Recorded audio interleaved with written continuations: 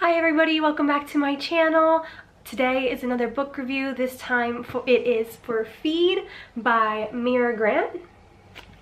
So I really like this book. I actually rated it 5 stars on Goodreads, and it's honestly for so many reasons. I actually started it thinking I wasn't gonna like it. I actually just picked it up from the library because they had it, and it turns out I really liked it. As you can tell, Warm Bodies I rated a 4.5, but this one actually gained the 5-star rating. So let's get started.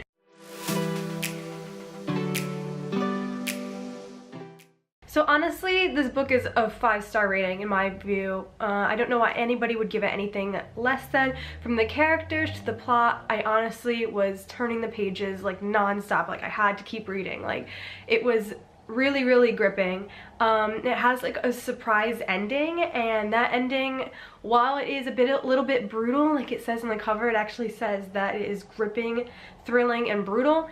They're telling the truth. It is brutal at the end, but it doesn't take away from the enjoyment. I really enjoyed it, even though the ending is, you know, not that it wasn't good, it was just shocking, to put it, you know, mildly. There's 2 more books in this series. I'm looking forward to reading those because I really did enjoy this. I don't know if they're gonna follow the same characters though. Obviously if you read the book you'll know why, but I do look forward to it because I think this book was really well written, and obviously the author has a knack for telling stories, so I really want to check that one out. So the story follows 2 journalists named Georgia and Sean. They are siblings. They're actually adopted, but they've been together their whole lives. So they've started a news site, a news reporting site online. This story takes place in the year like 2039 to 2040. So the initial outbreak of the zombies has started in 2014 when they tried to cure cancer as well as the common cold. Those 2 mixed together, and those 2 cures together actually made the virus. So that happened back in 2014. This book is set after that's happened, quite a few years after that's happened. So you're kind of put in this post-apocalyptic world where they've actually kind of got their footing back together, and they have a 3rd member of their news team. Her name is Buffy, and she is their kind of tech girl. While Georgia is a newsie, that means she just strictly reports news. Sean is an Irwin, which means they like to go out and, like, you know, do really crazy stunts for their website. They like to poke dead things, provoke the zombies into getting really good footage of just like zombie attacks. While Buffy is a fictional, so that means she writes fictional stories, and she writes poems and all that good stuff. So those 3 together are the basis of the story. They're the 3 main characters, although it does focus more on Georgia and Sean, but nevertheless, the whole story is focused around those 3. The story starts to gain speed when they get accepted to follow Senator Ryman's campaign. He is a senator and he is running for basically president. So this is actually really interesting because it talks about politics in a post-apocalyptic world where they have to take zombies into account in their policies. So it's no longer just like well, because this takes place in America, it's no longer just Republicans and Democrats or independents. It's, you know, they're still there, but they don't ever refer to them as that in the book.